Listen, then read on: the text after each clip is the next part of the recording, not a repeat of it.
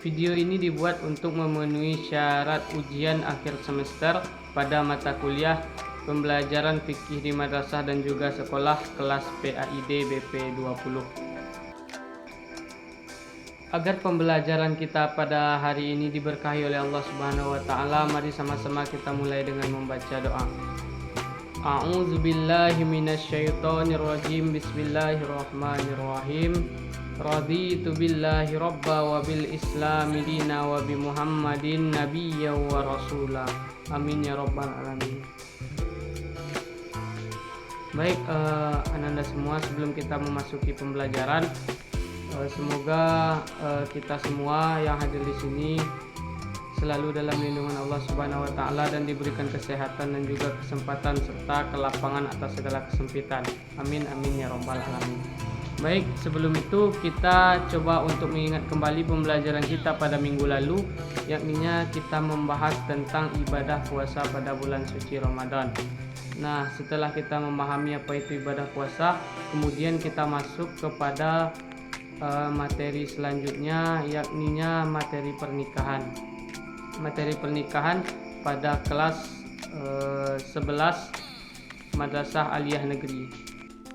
Baik ananda semua, dengan pembelajaran kali ini diharapkan bahwa kita semua mengerti tentang pengertian pernikahan, hukum dari pernikahan itu sendiri, ketentuan pernikahan, kemudian tujuan dilaksanakannya pernikahan, rukun dan juga syarat dari pernikahan, serta yang terakhir hikmah dari seorang melaksanakan pernikahan.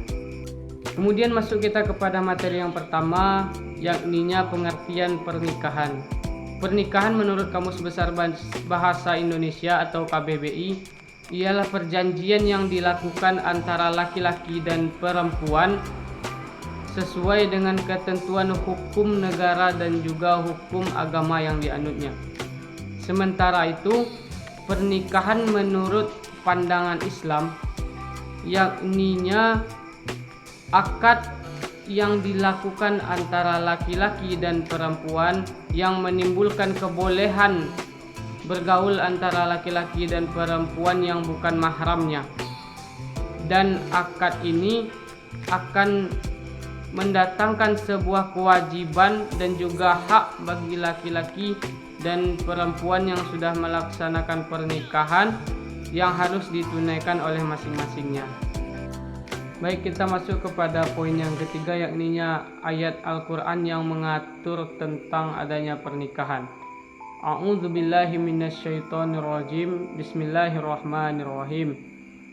Ya ayyuhan nasu taqu rabbakumul ladzi khalaqakum min nafsin wahidah wa khalaqa minha zawjaha wa batha minhuma rijalan katsiran wa nisaa wattaqullaha allazi tasaaluna bihi wal arham innallaha kana 'alaikum raqiba.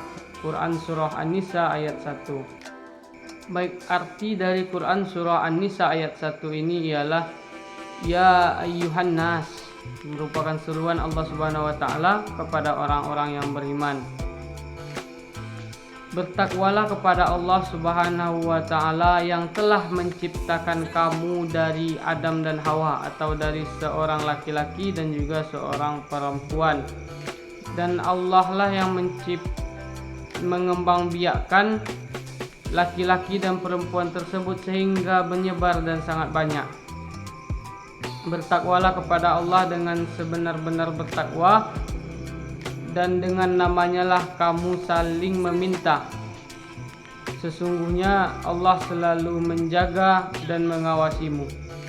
Itulah terjemahan dari Quran Surah An-Nisa ayat 1 yang berkaitan tentang mengenai pernikahan, yang dimana awal di sini diceritakan tujuan dari pernikahan tersebut adalah agar memperoleh keturunan dan berkembang biak sebagaimana yang sudah diceritakan dalam Quran Surah An-Nisa ayat 1 ini. Kemudian kita masuk kepada poin yang ketiga, yakninya tujuan dari pernikahan itu sendiri. Tujuan dari pernikahan ada beberapa, yang diantaranya yang pertama Seorang menikah dengan tujuan untuk memperoleh kebahagiaan hidup di dunia maupun di akhirat, mendapatkan keluarga yang sakinah, mawadah dan juga warahmah. Dan yang kedua, tujuan orang melakukan pernikahan ialah dengan tujuan untuk membina kasih sayang di rumah tangga. Dan yang ketiga, untuk melepaskan nafsunya agar tidak terjerumus kepada perbuatan zina. Dan yang keempat, mengikuti perintah Allah Subhanahu wa taala. Yang kelima, mengikuti sunnah Rasulullah sallallahu alaihi wasallam. Dan yang keenam, mendapatkan keturunan yang baik dan juga sah secara agama dan juga secara hukum negara. Itulah beberapa dari tujuan orang melaksanakan pernikahan menurut pandangan Islam. Baik, masuk kita kepada poin yang keempat, yakninya rukun dan juga syarat dari pernikahan. Yang pertama, rukun dari pernikahan itu kiranya ada 4. Yang pertama, adanya mempelai laki-laki dan perempuan yang tidak terhalang oleh hukum agama dan juga hukum negara. Dan yang kedua, dari rukun pernikahan, adanya wali dari pihak perempuan yang akan menikahkan perempuan tersebut. Yang ketiga, harus adanya saksi minimal 2 orang hadir untuk menyaksikan dalam bentuk saksi yang adil. Dan yang keempat, adanya ijab yang disampaikan oleh wali dari pihak perempuan dan kabul yang diterima oleh mempelai laki-lakinya. Itulah 4 rukun dari pernikahan tersebut. Dan yang kedua, ada yang namanya syarat dari pernikahan. Syarat dari pernikahan ini dibagi menjadi 6 macam. Yang pertama, yakninya kedua mempelai, baik itu laki-laki dan perempuan, haruslah beragama Islam. Dan yang kedua, syarat yang kedua, yang menikah tidak mempunyai hubungan darah ataupun bukan mahramnya. Dan yang ketiga, harus dihadirkannya wali bagi pihak perempuan untuk menikahi mempelai perempuan tersebut. Dan yang keempat, adanya 2 orang saksi yang adil menyaksikan di tempat kejadian pernikahan. Yang kelima, tidak dalam kondisi berihram ataupun berhaji. Serta yang keenam, kedua mempelai tidak ada paksaan baginya untuk melaksanakan pernikahan. Baik, yang terakhir yakninya hikmah tentang pernikahan.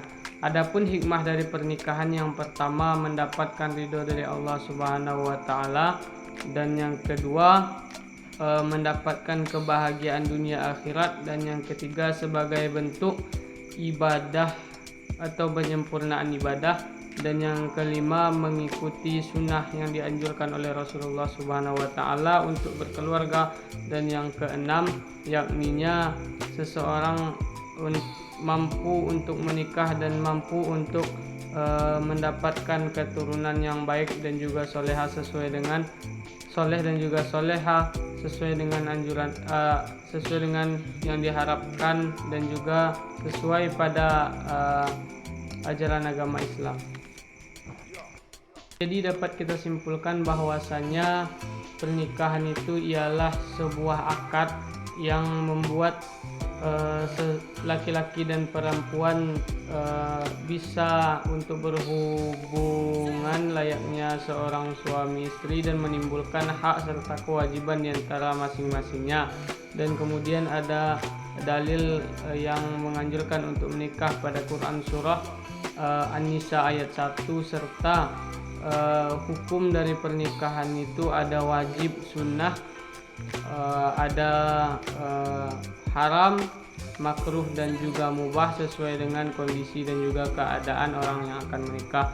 Kemudian ada hikmah serta tujuan dari pembelajaran kita hari ini.